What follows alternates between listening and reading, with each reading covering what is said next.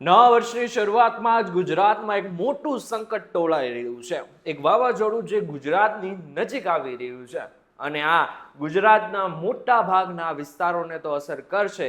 ગામડાઓમાં પાણી પણ ઘૂસી શકે છે. ત્યારે કઈ જગ્યાએ વરસાદ આવી શકે છે અને ક્યાં વાવાઝોડાના એંધાણ છે, જાણીશું આજના ખાસ વિડીયોમાં.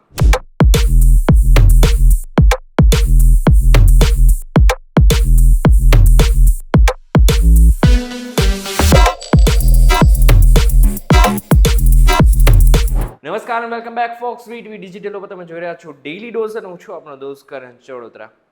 આંધ્રપ્રદેશના વિજયનગરથી લગભગ 250 કિલોમીટર દૂર એક ડિપ્રેશન સર્જાયું છે અને ધીરે આગળ વધી રહ્યું છે. અને કઈ દિશા તરફ આગળ વધી રહ્યું છે? તો પશ્ચિમ અને ઉત્તર પશ્ચિમ તરફ તે આગળ વધી રહ્યું છે. મહત્વની વાત તો એ છે કે અત્યારે તો હાલ એ ડિપ્રેશનમાં છે, પરંતુ રવિવાર આવતા એ ડીપ ડિપ્રેશનમાં ફેરવાઈ શકે છે. તમને જણાવી દઉં કે અત્યારે તમને આખા સ્ક્રીન ઉપર એક મેપ દેખાઈ રહ્યો છે, આપણા ભારત દેશનો મેપ છે, પરંતુ એની અંદર તમને જે બ્લુ કલરનો આકાર દેખાઈ રહ્યો છે, અમુક જગ્યા ઉપર તમને લાલ દેખાઈ રહ્યું છે, અમુક જગ્યા ઉપર તમને ગ્રીન સિગ્નલ દેખાઈ રહ્યું છે. આ શું દેખાઈ રહ્યું છે? આ એક સિસ્ટમ છે કે જે ધીરે આગળ વધી રહી છે. પરંતુ આ સિસ્ટમની શરૂઆત ક્યાંથી થઈ છે? આ સિસ્ટમની શરૂઆત થઈ છે બંગાળની ખાડીથી. બંગાળની ખાડીમાં એક સિસ્ટમ એક્ટિવ થઈ છે જે ધીરે આપણા અરબ સાગરમાં પહોંચી રહી છે અને એ પછી આગળ જઈને ગુજરાતને ટકરાય તેવી શક્યતાઓ છે. હાલ જો ગુજરાતમાં વાવાઝોડાની શક્યતાની વાત કરીએ તો અત્યારે હાલ વાવાઝોડું લગભગ માનવામાં આવી રહ્યું છે કે એ આગળના સમયમાં ગુજરાતમાં ટકરાઈ શકે છે. જો કે હવામાન વિભાગ દ્વારા એની કોઈ આગાહી નથી કરવામાં આવી, પરંતુ વિંડી દ્વારા આપણને ખબર પડી શકે છે કે આ જે સિસ્ટમ બની છે એ ધીરે વાવાઝોડાનું સ્વરૂપ ધારણ કરી શકે છે.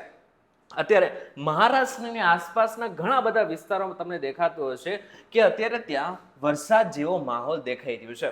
ખાસ કરીને રત્નાગીરીથી લઈને પુણે સુધી મોટા ભાગના વિસ્તારોમાં અત્યારે હાલ ત્યાં વરસાદી માહોલ છે અને અમુક જગ્યાએ છૂટો છવાયો વરસાદ પણ પડી રહ્યો છે.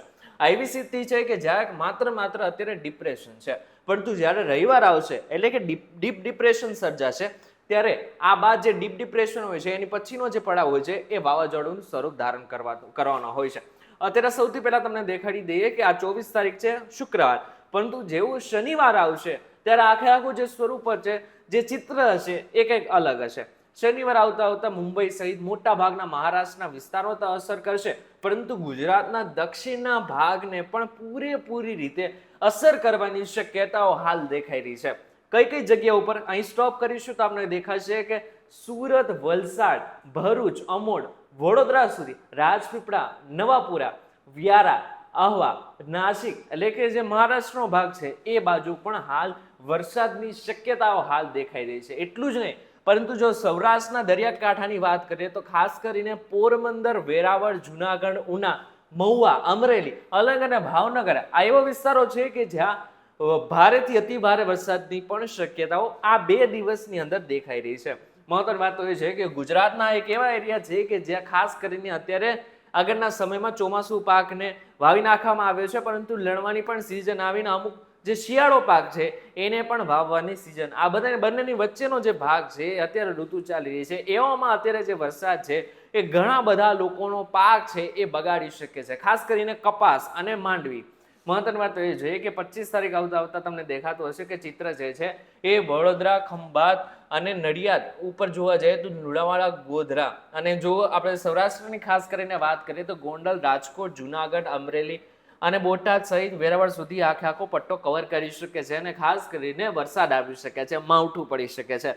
26 તારીખની વાત કરી લે, જ્યાં ડીપ ડિપ્રેશનની વાત કરવામાં આવી રહી છે. તો ડીપ ડિપ્રેશનની ખાસ કરીને વાત કરીને ત્યારે જે માહોલ હશે એ થોડો અલગ હશે અને બની શકે કે થોડું નાનું કરીશું આપણને ખબર પડશે કે આખો જે માહોલ છે એ કેવી રીતના બની રહ્યું છે. અહીંયા એની આંખ છે એટલે આપણે સમજાઈ શકે છે કે ડીપ ડિપ્રેશન આવતા આની જે આંખ હશે એ ક્યાં છે. મહત્વની વાત એ છે કે 26 તારીખ સાંજ સુધીમાં લગભગ ગુજરાતના મોટા ભાગના જિલ્લાઓમાં અને તાલુકાઓમાં ત્યાં વરસાદ પડી શકે છે. ખાલી કચ્છને છોડીને લગભગ મોટા ભાગના વિસ્તારોમાં ફરી એકવાર ચોમાસા જેવો માહોલ સર્જાઈ શકે છે. ખાસ કરીને જો 26 તારીખની સાંજ સુધીની વાત કરીએ તો દ્વારકા, જામનગર, સલાયા, ભાણવડ, પોરબંદર, જુનાગઢ, વેરાવળ, ઉના, મહુવા, અલંગ, ભાવનગર, અમરેલી, જસદણ, ગોંડલ, રાજકોટ, ચોટીલા, મોરબી, ખાસ કરીને સુરેન્દ્રનગર, કુડા, વિરમગામ ને બોટાદ એટલે કે મોટા ભાગના સૌરાષ્ટ્રનો પટ્ટો ખાસ કરીને એની અંદર કવર થઈ શકે છે. અને જો મધ્ય ગુજરાતની વાત કરીએ તો મધ્ય ગુજરાતમાં અમદાવાદ, નડિયાદ, ધોળકા, વડોદરા, ખંભાત આટલા બધા જ એરિયા કવર કરી શકે છે. અને ઉપરની સાઈડ જોઈએ તો ઉત્તર ગુજરાતમાં એટલું બધું તો નથી દેખાઈ રહ્યું, પરંતુ છૂટોછવાયો વરસાદ ચોક્કસથી પડી શકે છે. એમાં પણ ખાસ કરીને પાલનપુર, મહેસાણા, હિંમતનગરમાં વરસાદ આવી શકે છે. દક્ષિણ ગુજરાતમાં 2 દિવસ વરસાદ આવી શકે છે. અને છેલ્લા દિવસે માફ કરજો, 26 તારીખે ભરૂચ, અમોડ અને સુરતમાં ભારે વરસાદની શક્યતાઓ હાલ દેખાઈ રહી છે.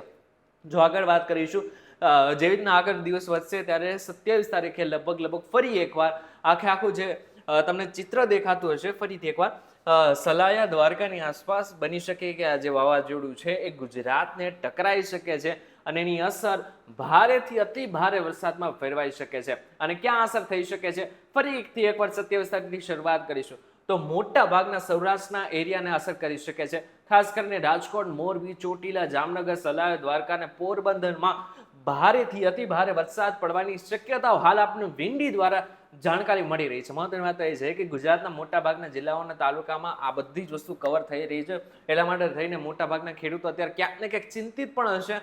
અને હવામાન વિભાગ દ્વારા પણ છૂટોછવાયા વરસાદની આગાહી આવનારા 5 થી 6 દિવસની અંદર કહેવામાં આવી રહી છે. 28 તારીખ જોઈ લઈશું.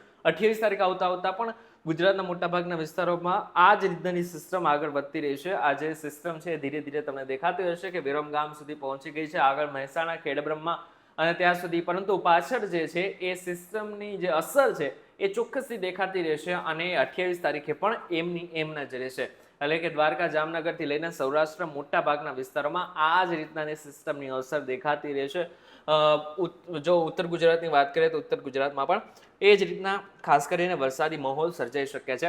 અને ફરીથી એકવાર 28 તારીખે સવાર સુધીમાં મોરબી સહિત જામનગર, સલાયા, દ્વારકામાં ભારે વરસાદની આગાહી હાલ વિંડી દ્વારા આપણને દેખાઈ રહી છે. 29 તારીખ ઉપર જતા રહીશું. 29 તારીખ છેલ્લો દિવસ આપણને ખબર પડશે કે 29 તારીખ આવતા લગભગ જે માહોલ છે ફરીથી એકવાર સામાન્ય બનતો દેખાઈ રહ્યો છે. પરંતુ જે 26, 27 ને 28 તારીખ છે એ ભારેથી અતિ ભારે વરસાદની હાલ આપણને વિંડી દ્વારા માહિતી મળી રહી છે કે વરસાદ આવી શકે છે. આ જે માહોલ છે એ ખેડૂતો માટે બિલકુલ સારો ન કહી શકાય, કારણ કે અમુક ખેડૂતોનો જે પાક છે એ બિલકુલ નષ્ટ થઈ શકે એવી પણ શક્યતાઓ છે. અને હાલ ખાસ કરીને એવા જગ્યાઓ ઉપર જ્યાં વરસાદની કોઈ જ જરૂર નથી એ બધી જ જગ્યાઓ પર વરસાદ પડશે તો ખેડૂતોને ભારે નુકસાનનો સામનો કરવો પડશે. ત્યારે આ બાબતને લઈને તમારું શું કહેવું છે અમને જરા કોમેન્ટ કરીને ચોક્કસ કહેજો. વિડીયો તો જો તમને કોઈ ઇન્ફોર્મેશન મળી તો વિડીયોને લાઈક અને શેર જરૂરથી કરજો. તો આવા જ ઇન્ફોર્મેટિવ વિડીયોઝ માટે વીટીવી ડિજિટલ સાથે જોડાયેલા રહેજો.